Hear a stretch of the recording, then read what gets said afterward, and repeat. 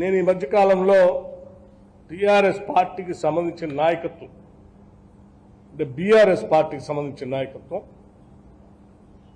అక్కడక్కడ రాష్ట్ర ప్రభుత్వ ఆర్థిక అప్పులకు సంబంధించి తప్పుడు సమాచారం ఇస్తూ రాష్ట్ర ప్రజలను తప్పుగా పట్టించడం కోసం ప్రయత్నం చేస్తూ ఉన్నాం.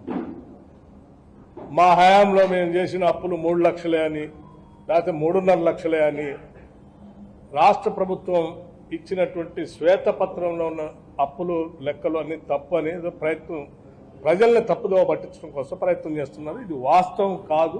ఈ వాస్తవాన్ని ప్రజలకు తెలియజెప్పాలనే ఆలోచనతోనే ఈరోజు మీ ముందు ఇక్కడి నుంచి రాష్ట్ర ప్రజలకు తెలియజేస్తాం.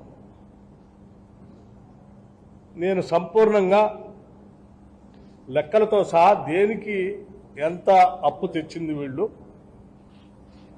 ఎంత అప్పు మొత్తం అయిందనేది నేను అంకెలతో సహా మీ ముందు ఉంచుతా ఉన్నా.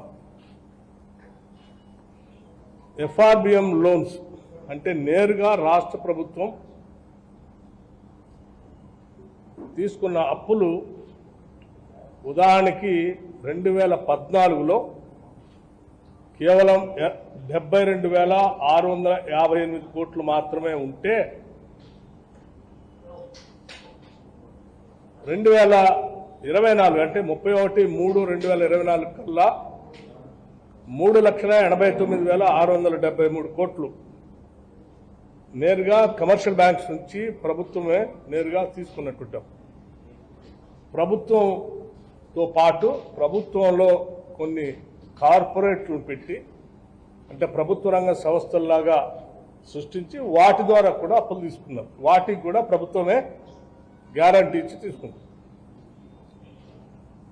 వాటిలో ఉదాహరణకి కాళేశ్వరం కార్పొరేషన్ లేకపోతే ఇంకొక కార్పొరేషన్, సివిల్ సప్లైస్ కార్పొరేషన్ లేకపోతే పాలమూరు రంగారెడ్డి కార్పొరేషన్, ఇట్లా అంటే మిషన్ భగీరథ కార్పొరేషన్, ఇవి కూడా రాష్ట్ర ప్రభుత్వం తీసుకునే అప్పులే ప్రభుత్వమే కట్టారు.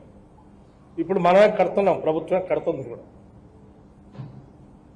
ఆ విధంగా గవర్నమెంట్ గ్యారంటీస్ లోన్స్ ఎస్పీవి అంటే స్పెషల్ పర్పస్ వెహికల్ పెట్టి తీసుకున్నటువంటి కార్పొరేషన్ పెట్టి తీసుకున్న అప్పులు కేవలం 5,893 కోట్లు 2014 రాష్ట్ర విభజన జరిగేటప్పటికి ఉంటే అవి 95,462 కోట్లు తీసుకొచ్చాం.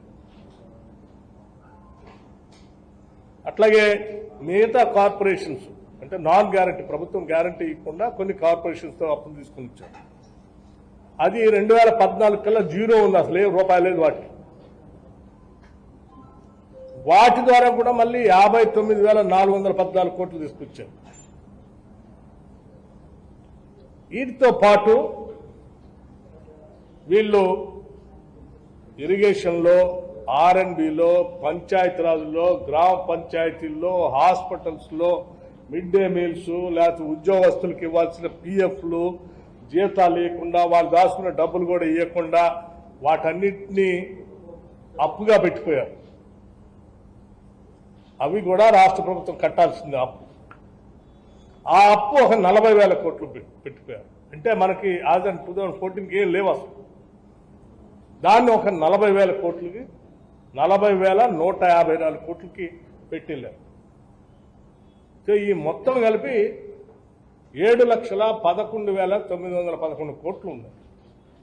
ఇది రాష్ట్ర ప్రభుత్వం ఆయా బ్యాంకులకి, కార్పొరేషన్లకి లేకపోతే ఉద్యోగస్తులకి, కాంట్రాక్టులకి కట్టాల్సిన అప్పులు. ఇవి లెక్కలతో సహా రేపొద్దున శాసనసభలో కూడా వాళ్ళని చర్చ పెడితే ఆ చర్చలో చూపించడానికి కూడా సిద్ధంగా ఉన్నాను. దానికంటే ముందు ఈ రాష్ట్ర ప్రజలకి గత కొన్ని రోజులుగా హరీష్ రావు గారు ఇవాళ ఇంకా ఒకళ్ళిద్దరు కూడా మాట్లాడారు. మరి ఇంత పచ్చి అబద్ధాలు ఉన్నవా? ఇవన్నీ దాస్తే దాగాయి కాదు, ప్రభుత్వ రికార్డులో ఉండే బ్యాంకుల దగ్గర ఉండే లెక్కలే ఇవన్నీ. సో ఇది ఒక వాస్తవ పరిస్థితి.